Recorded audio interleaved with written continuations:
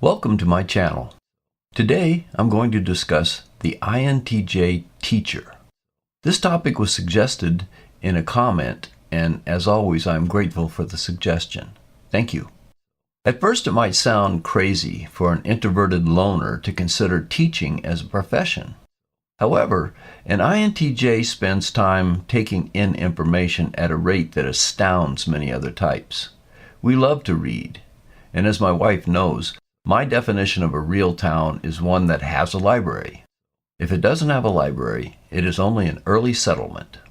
When we are alone, we spend time processing information and fitting it into useful patterns. Then our extroverted thinking sees ways to apply the ideas that our intuition handed to it. In point of fact, an INTJ teacher is doing that on the fly, even though he is in a room full of people intently concentrating on what he says. But more on that later. We are not people persons, and our feelings are way down on our stack. And even when they show up, they are introverted, not extroverted. So we are not primarily driven by feelings when we teach. But that doesn't matter because we still make great teachers. An INTJ has a treasure chest of serendipity that comes built in. In a way, it is like a wizard who naturally can perform certain spells extremely well, but others not so much. Dealing with chaotic people is not our forte, but fortunately, a classroom is not chaotic unless you let it be so, and an INTJ is highly driven to squash chaos whenever it rears its ugly head. Since getting up in front of a group of people is the last thing on the INTJ's list of preferred things to do, being forced to do that actually triggers what seems like a superpower to others. When I took the instructor training course in the U.S. Navy, one of the concepts that they put forward was that a teacher must be the subject matter expert on whatever he is teaching. Now, consider the INTJ mind when it is handed the task of becoming the subject matter expert. You better stand back as the INTJ rips into the subject, digging to its very foundation and beyond. An INTJ will be driven to become the subject matter super expert. He not only knows how something works, but how it was designed and even how it could have been designed differently and why it was not. Anything and everything that the INTJ can connect up with the subject will be delved into and stored away for future use. One thing that is certain, when an INTJ steps in front of a class, he will have spent many hours guaranteeing that he is prepared. He will have asked every question that he could think of related to each lecture, and no one asks questions better than an INTJ. If an INTJ didn't ask the question of himself and answer it long before the class started, it either wasn't worth asking or it was not connected to the topic under discussion.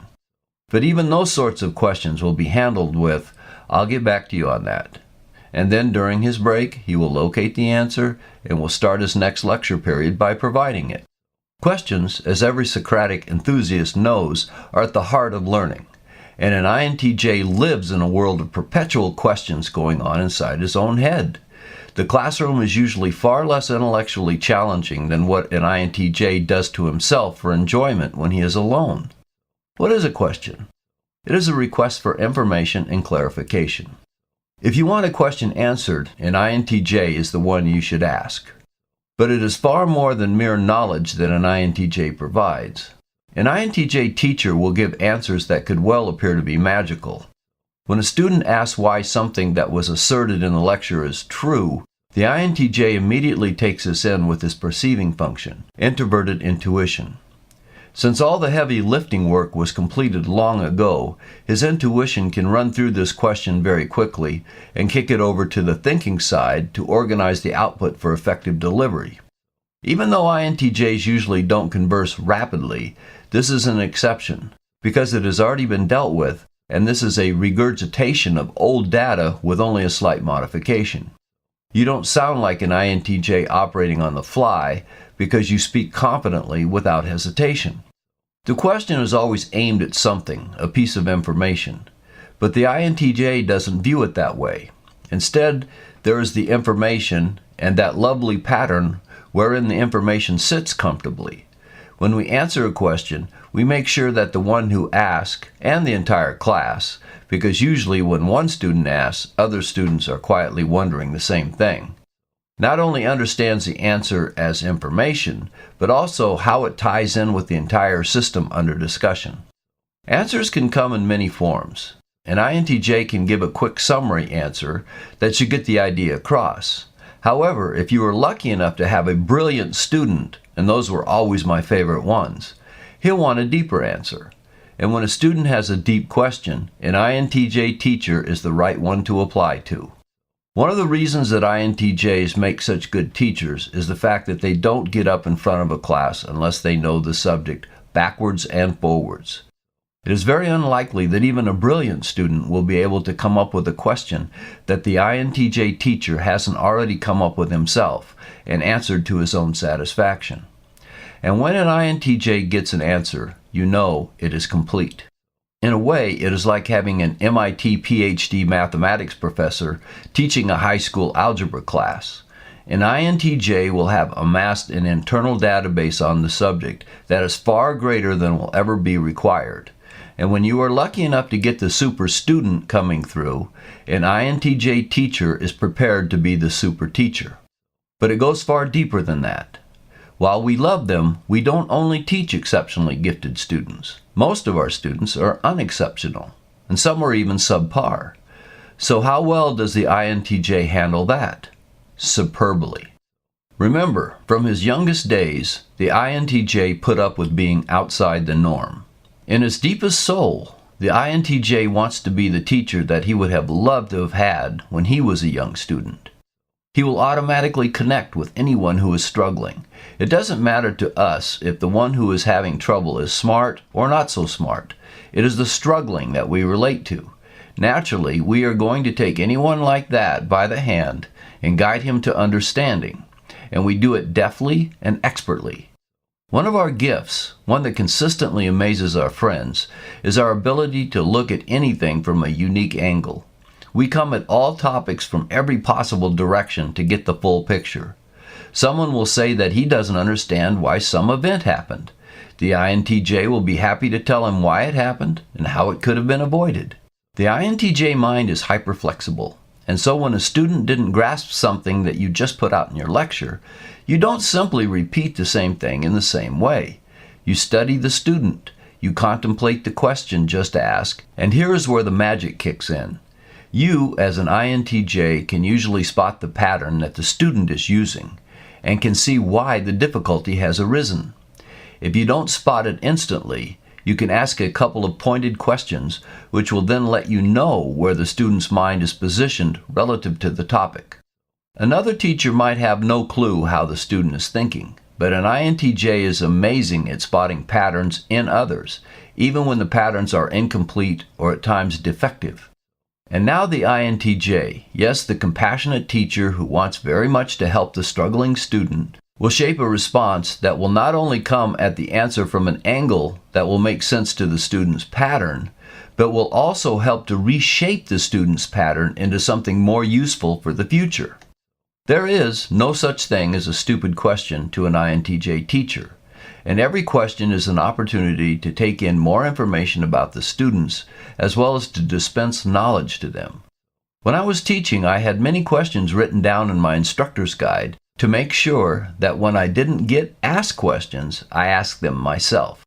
Questions are used to promote learning, and for thousands of years, thinking minds have known this. When students are asking or answering questions, they must have their minds engaged on the topic. This is what every teacher desires. And this critical component of the learning process is where the INTJ lives. The INTJ is as good at dealing with questions as anyone on earth.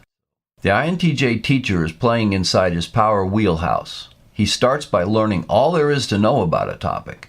That is what he does naturally. He does this for fun, for goodness sake, on any topic that he takes a fancy to. But when he is teaching, that natural drive is sent into hyper mode. As he is learning the material, he asks himself more questions than the students will ever ask, and he generates answers to each and every one. And those answers are to his own satisfaction. The INTJ teacher will have a well-developed pattern, a big picture view of the subject, knowing not just the details at every level, but how each of those details ties in with the big picture.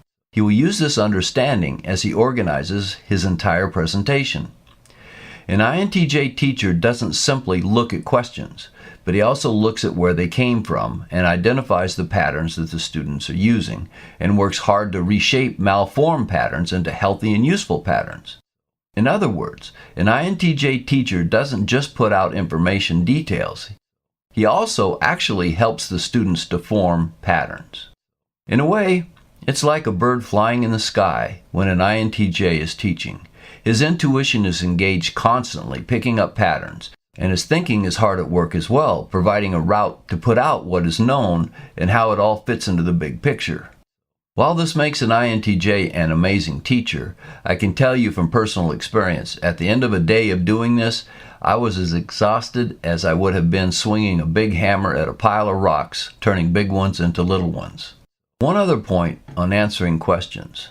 Because of the way an INTJ mind works, an INTJ teacher can present an answer from a dozen different angles, making it appear clear to different minds that are seeing things in a different way. The chess great Emanuel Lasker once advised, when you see a good move, look for a better one. If I gave an answer to a student's question and he still didn't get it, I never repeated myself. I took a mental sidestep and tried a new approach. My intuition was pretty good at spotting student patterns, and usually I nailed it on my second try when the first one didn't work. But I was always lining up another angle just in case I still didn't get through. The INTJ teacher is creative. I had a class one time from Asia, and I started out, as I always did, by saying, "Good morning." I could instantly tell I was going to be challenged during this course, because they had trouble with that phrase. What I did was I spent a lot of time writing things on the board, because they could read English just fine. As the course went on, one of the students came up to me and said, "Of all the English-speaking teachers I have ever had, you are the easiest to understand." That class was very special to me, because at the end of it, they told me I must sit down in a place of honor as they stood behind me, and they had a class picture taken. And they gave me a gift I still treasure, a small porcelain kung fu character.